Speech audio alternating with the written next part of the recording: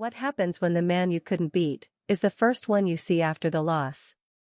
Jacob Fatu walked backstage broken, chest still heaving, pride still bleeding. The silence was deafening, until Solo Sikoa stepped out of the shadows. Same man who handed him that loss. Same man who didn't flinch.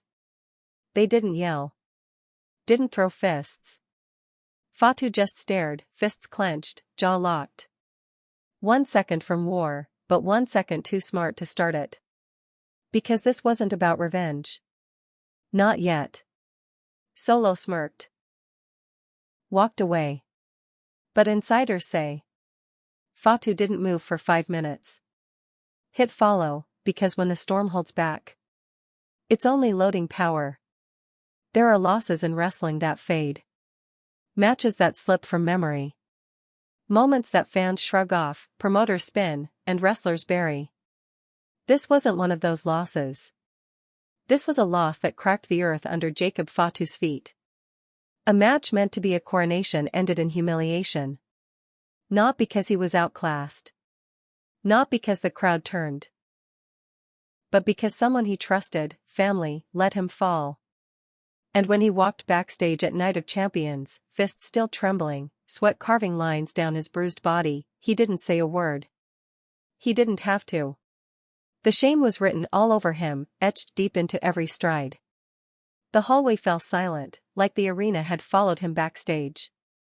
That's when Solo Sikoa stepped out of the shadows. No theatrics. No mic. Just presence. The same man who'd handed Fatu that loss. Clean, brutal, unblinking. No apology. No regret. Just a smirk. They stood inches apart. 2 sons of the same bloodline. 2 war dogs raised under the same banners, now walking different paths. And for 10 unbearable seconds, time stopped. Fatu didn't swing. Solo didn't flinch. But everyone watching knew, that wasn't a reunion. That was a warning. There was no pre-show tease. No foreshadowed swerve in a promo. WWE didn't script this for shock value, it unfolded like a documentary. Raw, restrained. And all the more powerful for what didn't happen. Fatu had just been through a war, one of the most hyped matches of his WWE tenure. Many believed it would be his rise. That he'd finally plant his flag in the bloodline empire not as a cousin, but as a king. Instead, he was left in the ring, breathless and broken, staring at the lights while the crowd screamed and Solo walked away without even raising his hand. It wasn't just a pinfall. It was a message. When Fatu walked through the curtain, staff and talent instinctively moved aside. Not out of respect, but fear. Not of what he might do, but of what this might mean. He didn't scream. Didn't throw things. No busted crates. No shattered mirrors. Just silence. Heavy, suffocating silence. Then Solo appeared. And in that moment, you could feel the weight of generations behind both men. You could hear the ghosts of their fathers and uncles, brothers and cousins. This wasn't just about ego. This was about honor. Lineage. Legacy. To understand why this hit different, you have to understand what Jacob Fatu represents. He's not just another big man. He's not another product of the Anoa'i dynasty. He was the chosen weapon. The one who brought chaos everywhere he went. The storm with a purpose. WWE fans had waited years to see him. When he finally arrived, the bloodline felt reborn. New energy. New edge. He wasn't there to play politics. He wasn't there to be anyone's second. And then came Night of Champions. The build-up had been subtle but electric. Fatu wasn't supposed to lose, not like that. And certainly not to Solo Sikoa, who had been cast for years as Roman Reigns' silent enforcer, not a top-tier conqueror. But that's what made it hurt more. This wasn't a loss at the hands of a monster or an outsider. This was a loss delivered by family. Solo didn't cheat. He didn't ambush. He beat Fatu straight. with a cold, emotionless efficiency that said, "I'm not your little cousin anymore." What happened backstage wasn't a brawl. It was something far more dangerous. There's a look that only killers share. A look where history meets heat. Where fists aren't thrown yet, but violence is promised. That's what we saw. And maybe that's why this confrontation already feels iconic. Think about it. How often do you see two top-tier talents in their physical prime, bound by blood, broken by betrayal, stand inches apart and say absolutely nothing? Not even in wrestling. In life. There are fights that explode and burn out. But the ones that truly terrify you? The ones that live on? Those are the ones that don't even start. The ones where you don't know when it'll blow, but you know it will. That's what this moment was. And the fact that WWE didn't milk it with commentary or promos makes it even more real. They let it simmer. Let it stew in silence. Because this wasn't about hype. It was about pressure building. Fatu didn't flinch. He didn't walk away. He didn't even blink. But sources backstage say he didn't move for 5 whole minutes after Solo left. 5 minutes. Just standing there. Breathing heavy. Processing. What's more terrifying? The man who yells in defeat, or the one who doesn't speak at all? When a storm holds back, it's not because it lost. It's because it's waiting. Loading. Planning. Every second of that silence told a story. Not of fear, but of evolution. Jacob Fatu has always been a beast. But this? This was different. This wasn't rage. This was surgical. A pause before the warhead drops.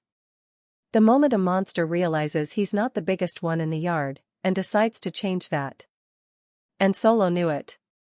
That smirk? That wasn't victory. That was provocation. He knew exactly what he did. And he knew exactly what he was leaving behind. A man who doesn't just want revenge. A man who's willing to wait for it. Since that moment aired, the wrestling world hasn't shut up. Reddit threads, Twitter, X. Clips, YouTube slow-motion breakdowns, all dissecting every frame. Did Fatu tense up first?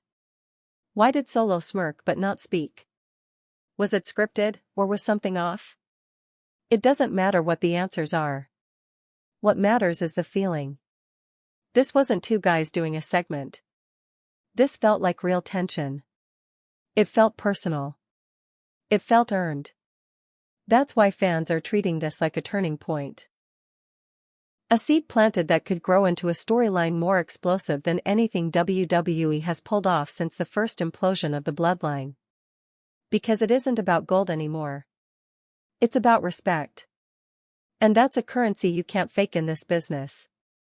Here's the quiet truth nobody wants to say yet: this isn't over. Not even close. What happened backstage was just the start. The moment the fuse was lit. Fatu might be down, but he's not out. And you don't bench a storm like that forever. Not unless you want it to come back stronger, colder, and 10 times more dangerous. There's a war brewing in the family. One that Roman Reigns, Jimmy Uso, and everyone else might not be ready for. Solo may have won the battle. But did he just create a bigger monster? We'll find out. But one thing's certain. The next time these two men meet, it won't end in silence. Night of Champions wasn't just a pay-per-view. It was a declaration. A night when belts changed hands, alliances collapsed, and the line between legacy and ego blurred under the arena lights. For Jacob Fatu, it was supposed to be the night the Inoue dynasty got a new general. The torch, if not passed, would be taken. That was the energy. That was the build-up. Until it wasn't. Everything leading up to that night told one story: Jacob Fatu had arrived. After months of speculation, cryptic teases, and unexpected appearances, Fatu was finally inserted into WWE's mainline storytelling. Not as a background character. Not as a sidekick. as a force. A wrecking ball wearing the Samoan dynasty's name like war paint. When the match was announced, Fatu vs Solo Sikoa, it hit fans like a jolt. Not because they didn't expect the collision, but because they didn't expect it this soon. WWE rarely burns matches of this magnitude without a long build. But this? This was different. This was pressure cooker storytelling. Drop two apex predators in the cage, step back, and see who comes out. The hype machine barely needed fuel. One tweet from Paul Heyman. One intense promo package. One stare down the week before. That was all it took. The crowd bought in. Analysts called it a clash of philosophies. Some fans labeled it the real main event, even over championship bouts. They weren't wrong. The arena that night was electric. You could feel it in the air. Something was off, not in a bad way, but in a way that told you were about to witness something permanent. The kind of match that doesn't just move characters forward, but resets the board. Fatu entered first. No pomp. No fireworks. Just presence. The way he walked to the ring made the crowd lean in. Like a bear that just woke up. Focused. Slow. Purposeful. Every step said, I'm not here to entertain, I'm here to take something. Not just a win.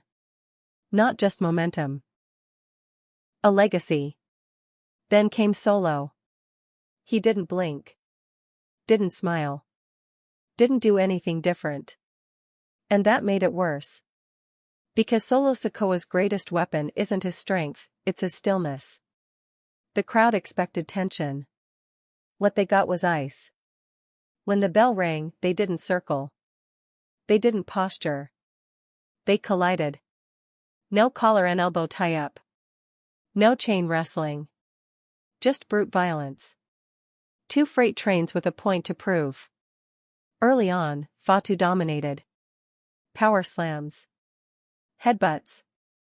Suplexes with intent. He had Solo on the back foot, and the fans could taste it. This wasn't going to be a squash. This was going to be a statement. And for about 7 minutes, it looked like Fatu would break through.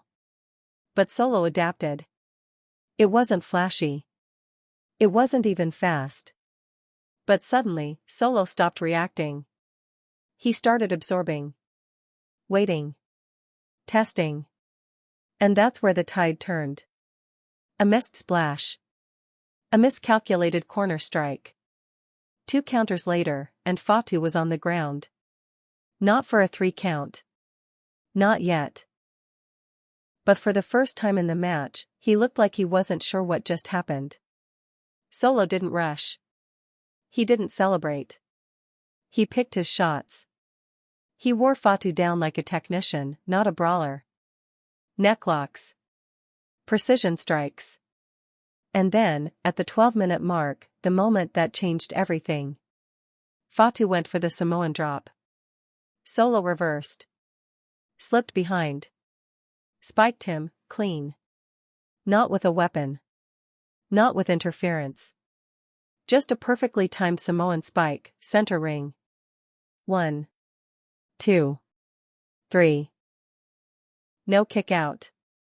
No shoulder up. Just silence. The referee called it. The bell rang. And the crowd froze. Because they didn't know how to react. This wasn't supposed to happen. Jacob Fatu wasn't supposed to lose, not like this. And not to Solo, who had always been the enforcer, not the executioner.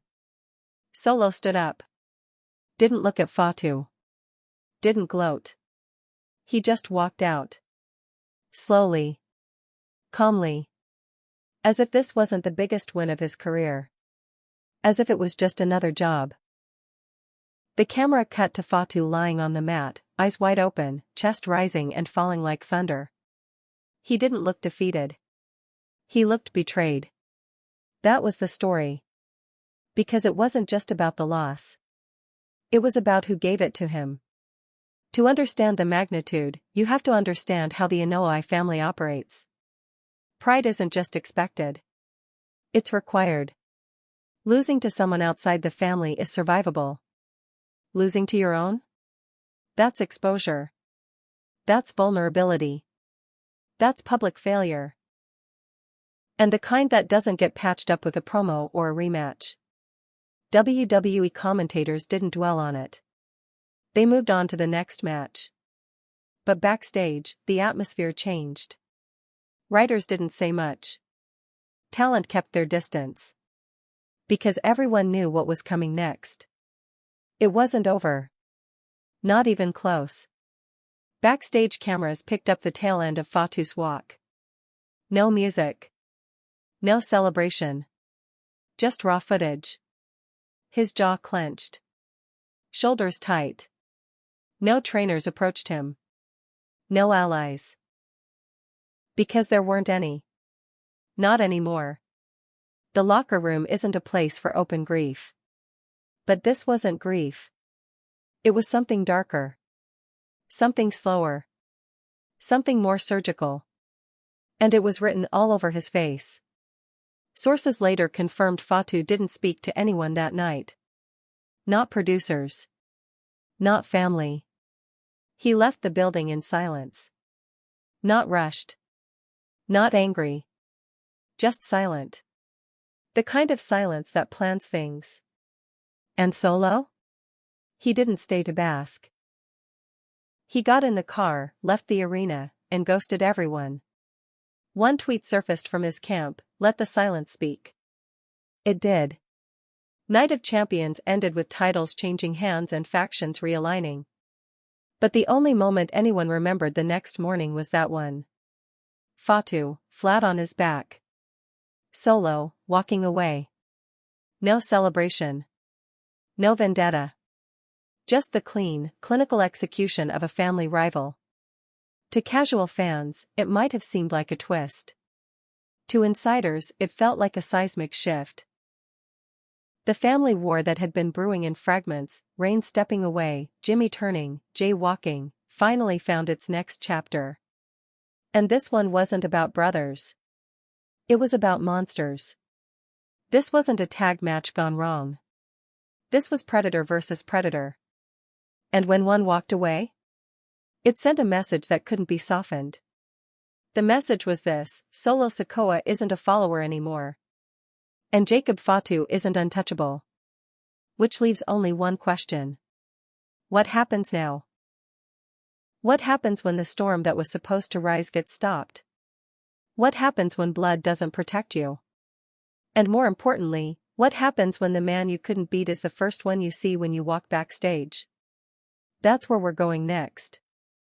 If you're asking how a man like Jacob Fatu ends up standing in silence, fists clenched, staring down the cousin who just broke him in front of the world, you have to rewind.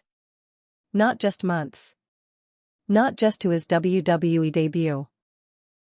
You have to rewind years. Because Jacob Fatu's story isn't just about wrestling. It's about survival. He wasn't built in a performance center. He wasn't molded by corporate trainers under fluorescent lights. Jacob Fatu was forged in chaos. Raised in the kind of environment where toughness wasn't just a trait, it was a necessity. Before he stepped into any mainstream ring, Fatu had already been through wars that don't get televised. This is a man whose road to WWE was filled with more barbed wire than velvet ropes. A product of California's rougher streets, he carried a past that was anything but polished. Trouble with the law. Years in obscurity. But through that storm, he found his anchor, wrestling. Not the glitz of WWE, but the raw, unfiltered grind of independent circuits. And once he got in, he didn't ask for opportunities. He took them. Jacob Fatu made his name in MLW, and if you were paying attention, you saw it. He wasn't just another big man. He moved like a cruiserweight, hit like a heavyweight, and sold like someone who understood the art. But what really made people stop and stare was his intensity. The kind that doesn't need a mic. The kind you feel through the screen. He tore through MLW's top names like they were nothing. Won the World Heavyweight Championship and held it like it was his birthright. For 819 days, nobody could stop him. Not because the company protected him, but because no one was believable enough to dethrone him. He didn't need fancy gear. No elaborate pyro. Just walk in, destroy, walk out. He became the cornerstone of Contra Unit, a faction that felt like a militia. He brought real heat, not performance heat. When Jacob Fatu walked into an arena, people leaned back in their seats. Not out of fear, but respect.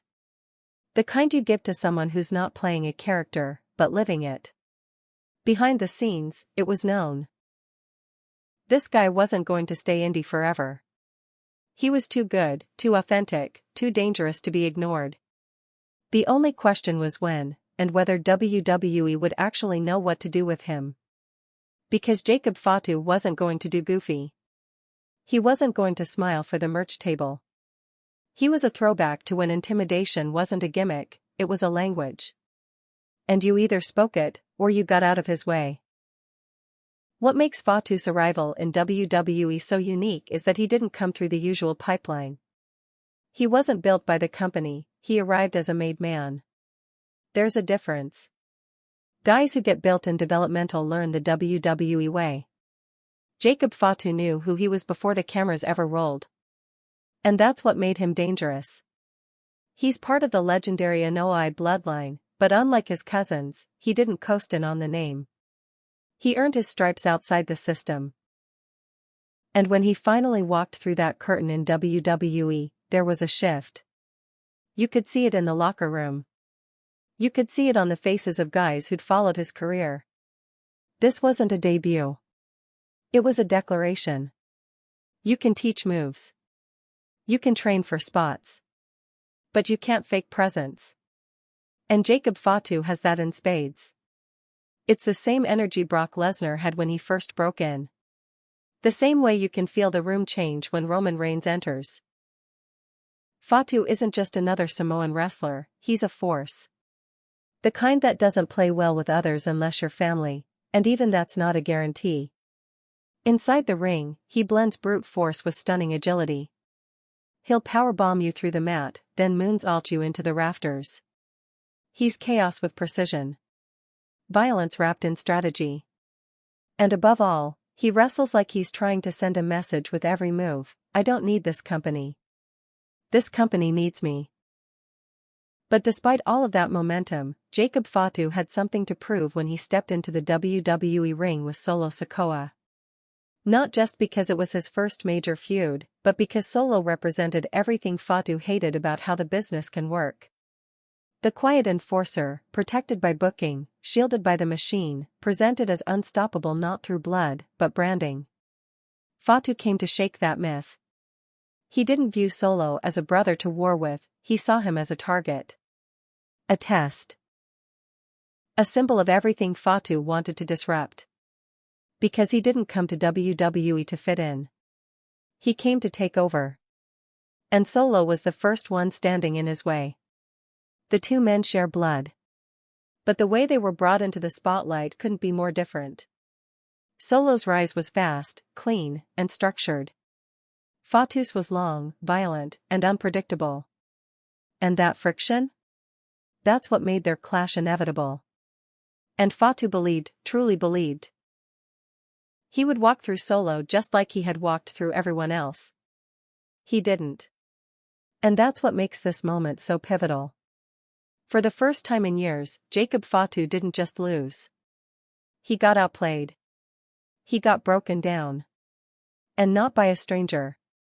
Not by an outsider. By his own flesh and blood. In the world Jacob Fatu comes from, that's more than a loss. That's a message. He doesn't do mic work like The Miz. He doesn't cut 10-minute promos about redemption arcs. But if you know how to read a man's posture, if you know how to watch his footwork, his silence, his stare, then you know Jacob Fatu isn't just licking wounds right now. He's recalculating. Because Jacob Fatu doesn't stay down. And if you think this loss broke him, you don't understand what kind of beast he is. Jacob Fatu isn't wired like most superstars. He doesn't spiral. He studies. He adjusts. He watches. And the next time he stands across from Solo, he won't just be trying to win. He'll be trying to erase the memory of this moment. Because for someone like Fatu, it's not about revenge. It's about restoration. Of pride. Of dominance. Of who he's supposed to be. And until that happens, there is no peace. In any other family, Solo Sikoa would be the outlier. The black sheep. The shadow who doesn't speak unless spoken to, and even then, only in fragments. But in the Inoue bloodline, a dynasty built on legacy, power, and presence, Solo fits in perfectly. Not because he shines like the others. Because he doesn't have to. He's the calm before the punch. The smirk before the super kick. The silence that makes the room colder. You don't really meet Solo Sikoa. You feel him. From the moment he stepped foot in WWE, something felt different. He didn't need an elaborate entrance. No elaborate costume, no exaggerated persona. Just him. Short, explosive build. Taped thumb. A face that didn't blink. And a stare that didn't search for a camera. It looked through it. He wasn't here to entertain.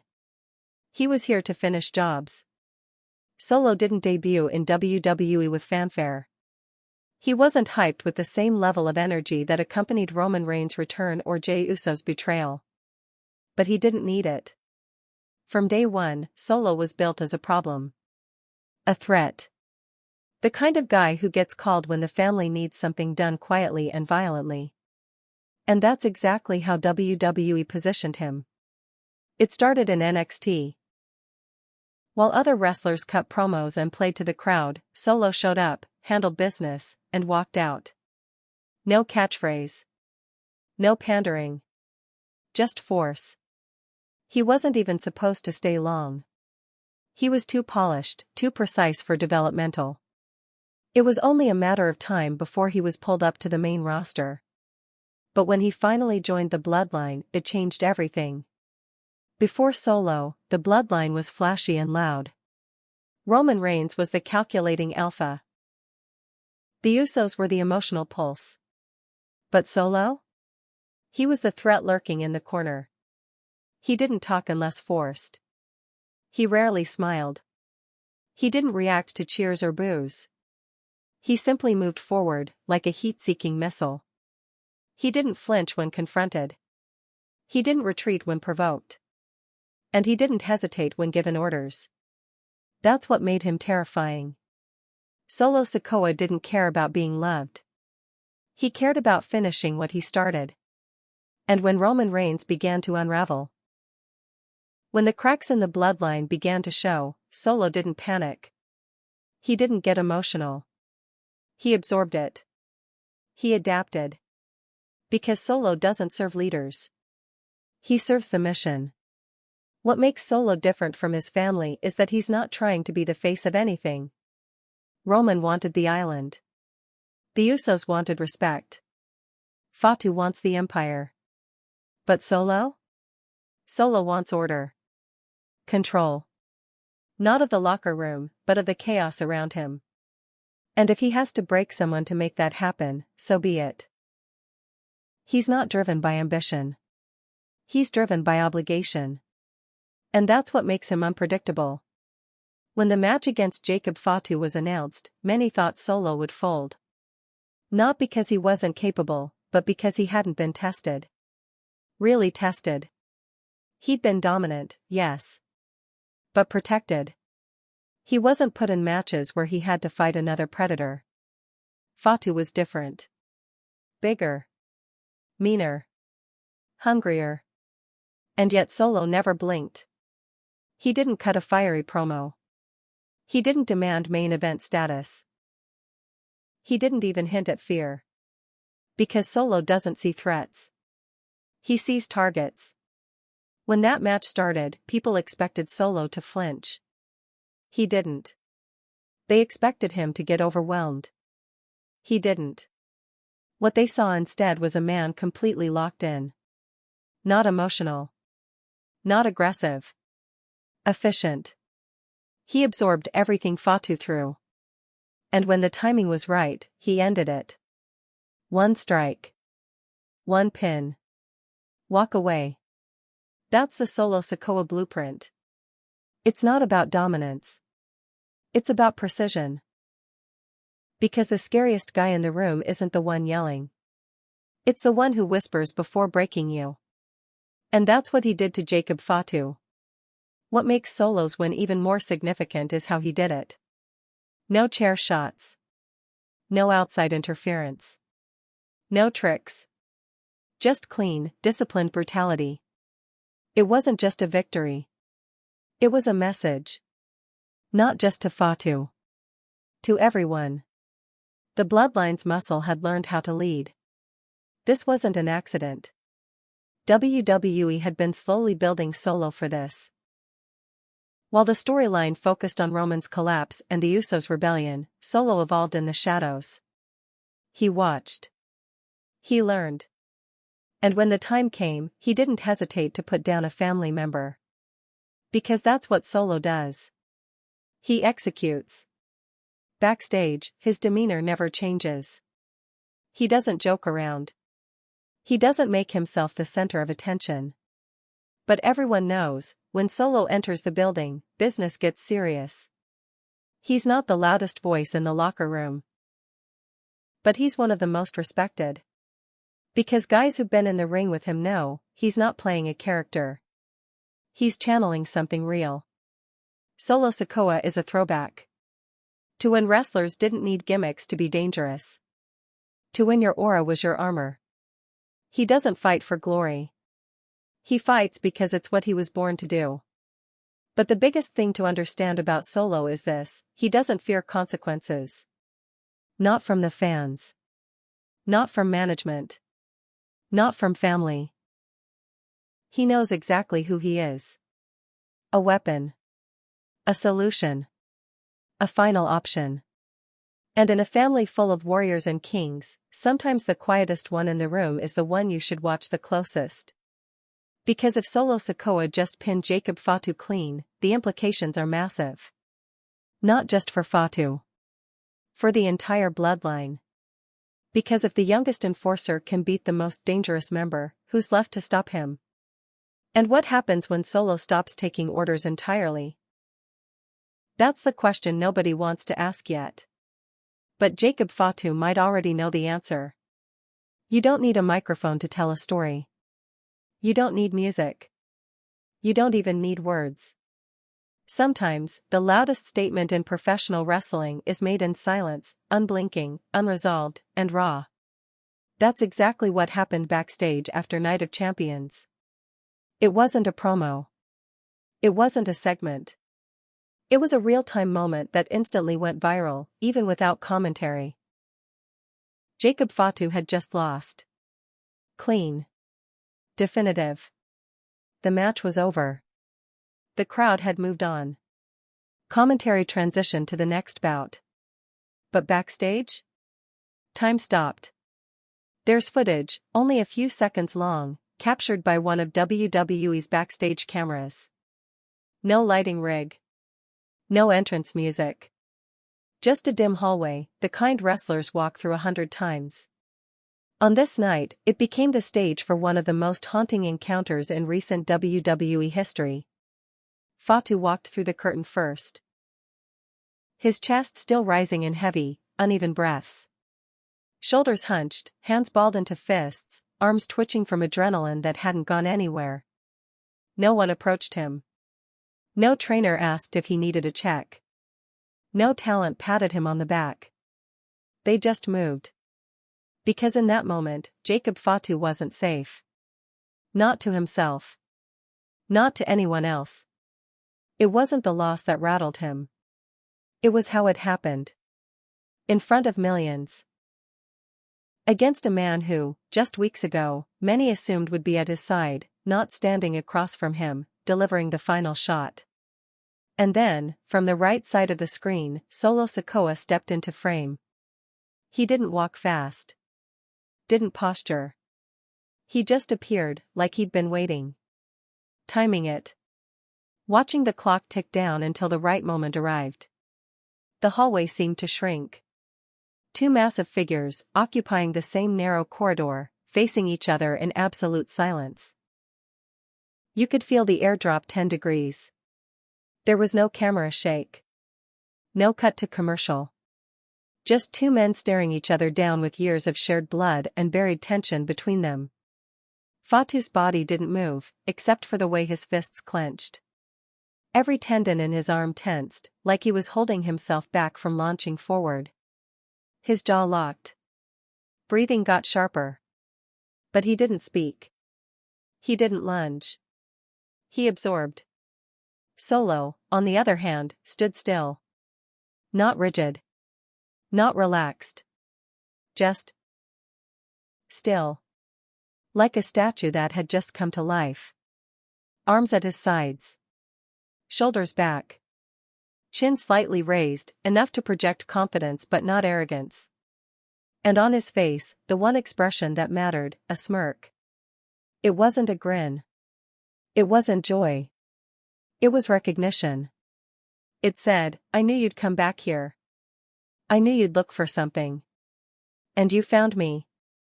That smirk hit like a brick. Because it told the story. No remorse. No conflict. No hesitation. Just a message that Solo didn't regret what he did, and he expected Fatu to feel that way, too. For a moment, no one moved. Wrestlers passed by in the background, their steps quickening.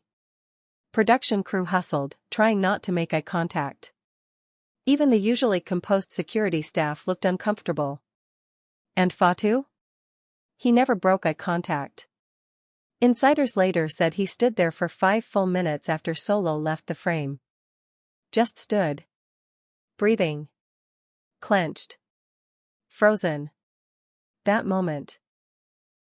The 5 seconds they shared eye contact, followed by those 5 minutes of stillness, said more than a 20-minute promo ever could. Because this wasn't just tension. This was a redefinition. Up until this moment, Fatu had been positioned as the wild card, the future disruptor of the bloodline hierarchy. The next alpha. The incoming storm. And Solo was the silent backbone of the empire, a soldier, not a commander. But that stare changed it. Because Solo wasn't looking up at Fatu anymore. He was looking down. He wasn't asking for respect. He was claiming it. The confrontation immediately became the talk of the locker room. Not because it was planned, but because of how real it felt. No marks hit. No lines delivered. Just two men with unfinished business, caught in the moment between collapse and combustion. One producer, speaking anonymously, described it like this: that wasn't acting. That was history. That was pride, shame, anger, just sitting in the air between them. It was like watching two pit bulls in a cage, not sure which one would bite first. Or if either would. Because sometimes, the most dangerous part isn't the explosion, it's the waiting. In the hours after the pay-per-view ended, that clip made its way online. Someone backstage leaked a slowed-down version. No sound, just visuals. Solo stepping forward. Fatu stopping in his tracks. Their eyes locking. Solo smirking. Then walking past. Fatu's head turning slightly, tracking him even after he left. Within minutes, fans were analyzing every frame. Was Fatu about to snap? Did Solo want him to? Was this the beginning of something larger, or the end of something sacred? Theories flooded Reddit. Twitter exploded. Hashtag the stare down trended worldwide. Not because someone got slammed through a table. Not because someone returned from injury. But because two cousins looked at each other and neither one blinked. That's the power of minimalism in wrestling. When it's real, it doesn't need fireworks. It needs silence. And the silence that night was deafening. Backstage sources confirmed that after Solo left, Fatu didn't speak to anyone for the rest of the night. He changed clothes without a word. Sat in the locker room for nearly an hour. Then walked out of the building alone. No press. No social media. Nothing. Just the echo of that moment following him down the corridor and into the dark. It wasn't scripted. It wasn't manufactured. And that's why it stuck. Because fans know when something is off book. When a moment shifts from character to man. When ego gives way to emotion. And Jacob Fatu's silence told a truth no commentary team ever could. He wasn't just beaten. He was shattered. Not physically.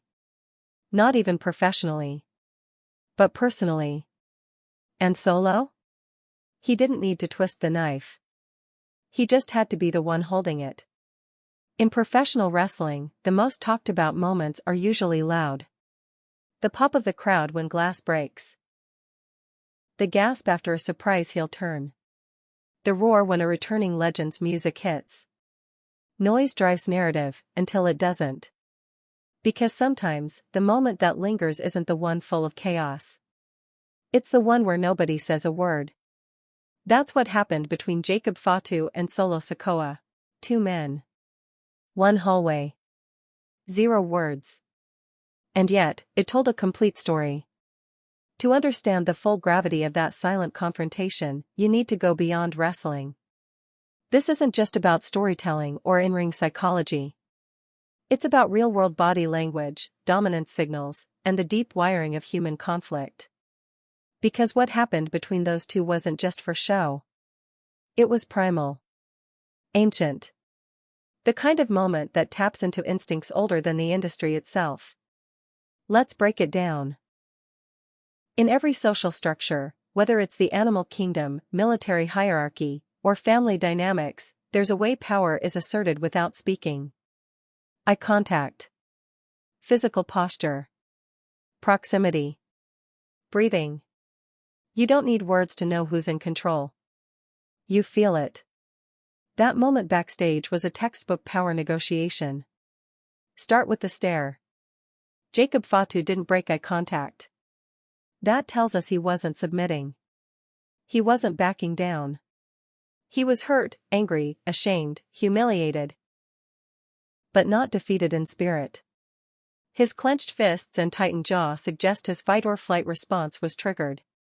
And he chose neither. He froze. Which is more complicated than it sounds.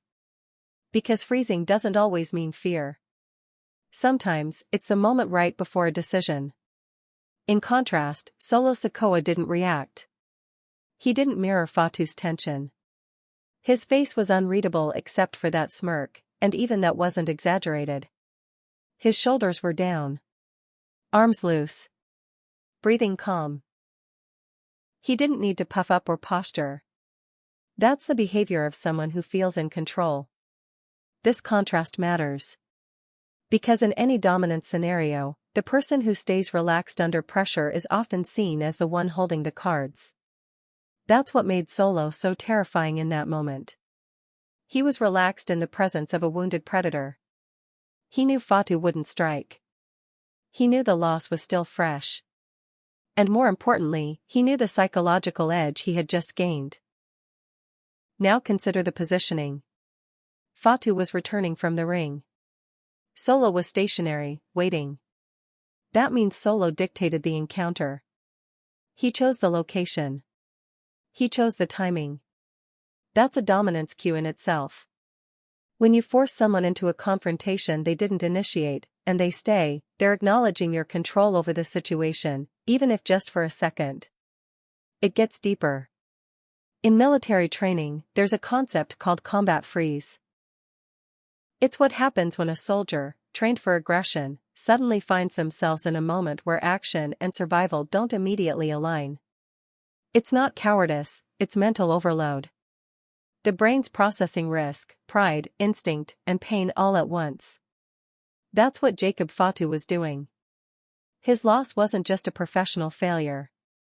It was personal. It was a shot to his pride, his identity, his perceived place in the bloodline. And now, standing face to face with the man who delivered that blow, his mind wasn't screaming fight. It was saying process. And processing takes time. That's why he didn't move for 5 minutes. That's not theater. That's psychology. He was recalibrating.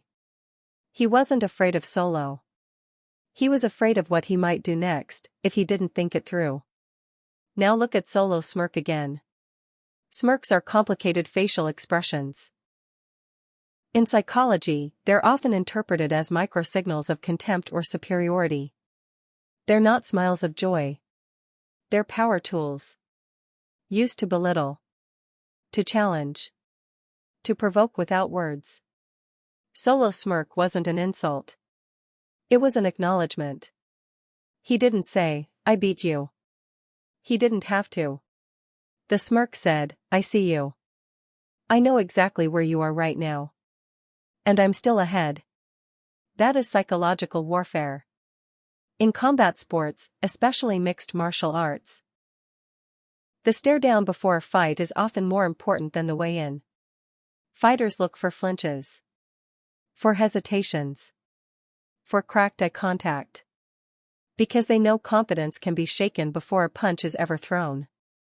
But what about after the fight? That's what made this moment so rare. It was a post-battle stare down. No words. No retaliation. Just fallout. And in that space, Solo showed something few others have: mastery of emotional distance. He didn't react emotionally to victory. He didn't show mercy or malice. Just control. Pure, detached control. That's how soldiers operate. That's how assassins think. And that's how Solo Sikoa carried himself. Now let's zoom out. In family dynamics, especially within traditional cultures, honor plays a massive role in shaping behavior. The Samoan wrestling legacy is deeply tied to respect, rank, and restraint. Public disrespect is rare. Open conflict within the family is even rarer. So what we saw was more than a confrontation. It was a violation of the code.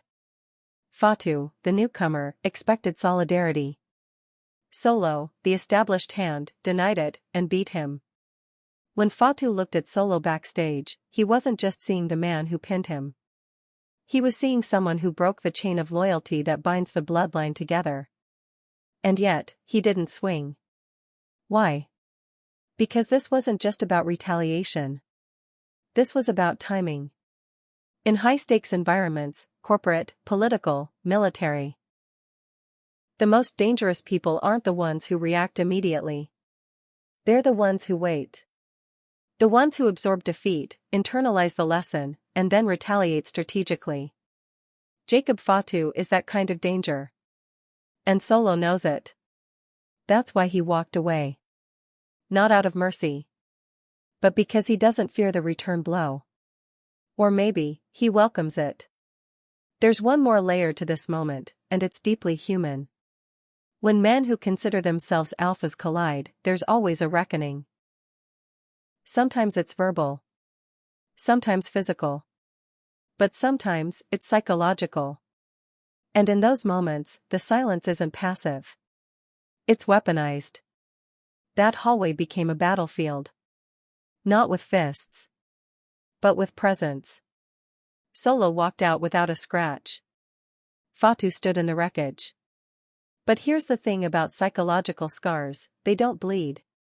They linger. And when they heal, they create something stronger. Or something colder. That's where Jacob Fatu is now. And Solo Sikoa? He's already walking to the next battlefield, smirk still intact. The Inoue family isn't just a wrestling dynasty. It's a battlefield masked as a bloodline. For decades, the family has produced icons: The Rock, Yokozuna, Rikishi, Roman Reigns, the Usos, and now, Solo Sikoa and Jacob Fatu. But with every new generation, the stakes grow higher. The legacy stretches longer. And the fractures run deeper. What fans are witnessing now isn't just a wrestling storyline. It's a succession war. A power struggle hidden beneath the surface of a family that has, for years, portrayed unity as strength. But what happens when that unity cracks? When loyalty gets tested in the ring? When one cousin pins another, and walks away without a word, you get what happened at Night of Champions, and what's still simmering beneath it. To understand the tension, you have to go back to the root, Roman Reigns. He didn't just lead the bloodline, he redefined it. When Roman returned in 2020 and took the mantle of tribal chief, it wasn't a gimmick. It was a declaration. He wasn't here to be a champion. He was here to be a ruler. The bloodline became a kingdom. Roman at the top. The Usos, Jimmy and Jay, as his soldiers. Paul Heyman as the mouthpiece. And later, Solo Sikoa as the enforcer. Each member had a role. And they played them perfectly. But that kind of empire only lasts as long as fear and loyalty hold. And both started to fade. Jay broke first. Jimmy followed. Roman wavered. And Solo? He didn't choose sides. He stayed silent. Until now. That's what makes his match with Jacob Fatu so revealing. It wasn't just about two rising stars clashing. It was about territory. About lines being drawn.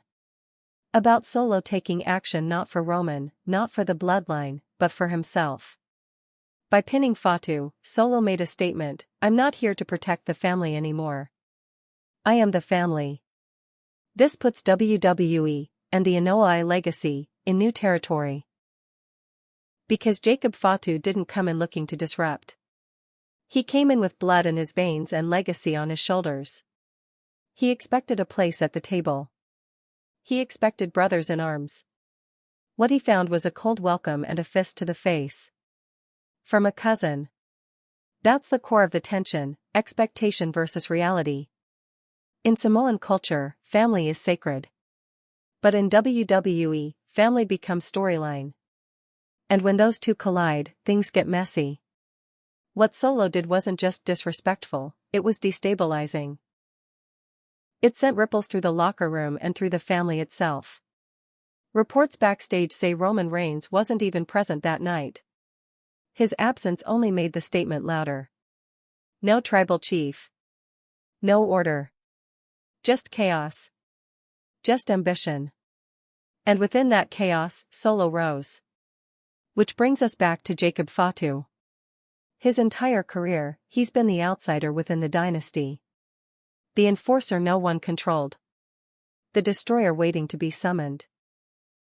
And when he finally stepped onto the main stage, he didn't demand the spotlight. He assumed it was his. But Solo didn't flinch. And now the entire bloodline structure is under pressure. It's no longer about who's loyal to Roman. It's about who believes they are the new alpha. And that's what's really at stake. Roman's not the problem. He's the shadow. The specter everyone's trying to step out from. For years, the bloodline was united by a common goal: protect Roman's reign. But that reign has fractured. And now the members of that once untouchable faction are splintering into something more dangerous: warlords. Each with their own motivations. Each with their own vision. Solo wants control. Fatu wants recognition. The Usos want redemption. Roman? He just wants silence. But silence isn't coming. Not anymore. Especially not after what happened between Fatu and Solo. Because now there's blood on the floor. And in a family like this, spilled blood doesn't get forgotten. It gets avenged. When a moment like Jacob Fatu versus Solo Sikoa unfolds, it's not just fans who take notice. Wrestlers, producers, agents, and longtime veterans behind the curtain stop what they're doing. Because something about this clash, the match, the loss, and especially the stare-down, was different. It wasn't just part of the script. It was a shift. And behind the scenes, people felt it.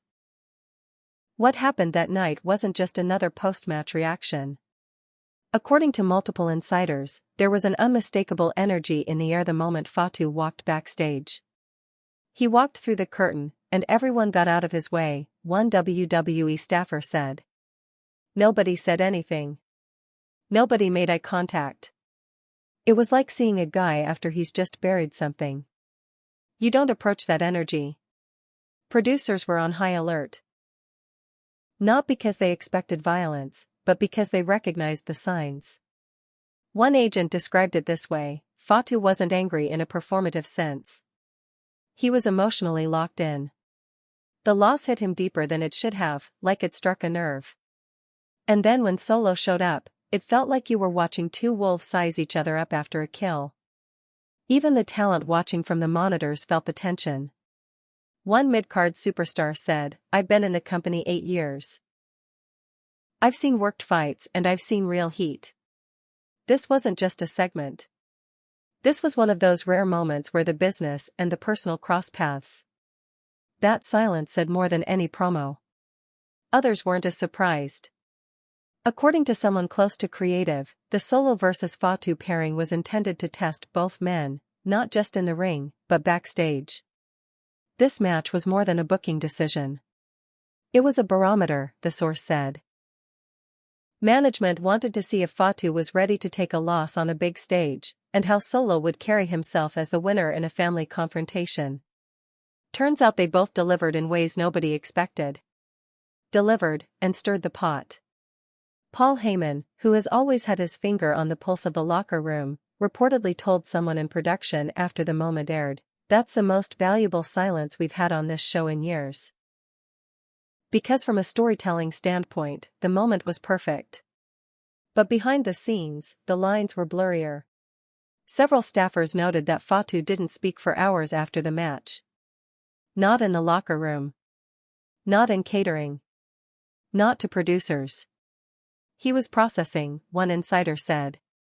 You could see it in his eyes. That wasn't someone selling disappointment. That was someone recalibrating his entire internal compass. There's a term among wrestlers, eating a loss. Some do it with grace. Others, with fury. Fatu did neither. He digested it slowly, quietly, and visibly. And for many veterans, that's what makes him dangerous. If a guy gets angry and throws a chair, you know where he's at, a former WWE champion explained. But when a guy goes cold and silent? That's the one you gotta watch. That's the guy who's already thinking 10 moves ahead. Solo's demeanor was also under scrutiny. He didn't blink, a writer noted. He beat Fatu clean, then walked off like he didn't just rattle the hierarchy. That's not arrogance. That's clarity. That's a guy who knows what he's worth now. Multiple producers praised the restraint from both men in that hallway moment. Any lesser talents would have overplayed it, thrown fists, shouted, tried to pop the camera. But those two? They stood there and let it breathe. That's discipline. That's knowing how powerful stillness can be. Some even drew comparisons to classic backstage moments from past eras. It reminded me of the Brett and Shawn locker room moments before Montreal. That kind of tension. Like, this is bigger than the angle. This is personal. This is legacy on the line stuff, one old-school producer said. And there's more beneath the surface. Several off-the-record sources hinted that the Solo-Fatu pairing could be the beginning of a much longer arc. A slow-burning family war that outpaces even the original Bloodline saga. You're seeing Chapter 1, one top-level source said. We haven't even touched what happens if Roman gets involved. Or what if Jimmy and Jay have to pick sides? Or if Fatu flips the entire dynamic and becomes something darker? It's not just fantasy booking. Conversations are reportedly already happening at the highest levels about how to leverage the fallout from this match into a long-term narrative. There's money in this tension, one exec said bluntly. And both guys proved they can carry it. We've got something real here. Real. That's the word that keeps coming up. Because whether you're a fan, a wrestler, a writer, or an executive, everyone agrees, what happened between Jacob Fatu and Solo Sikoa didn't feel like part of the machine. It felt human. Messy. Unpredictable. It felt like legacy meeting ego at a crossroads. And everyone backstage knew the real story hadn't even started yet.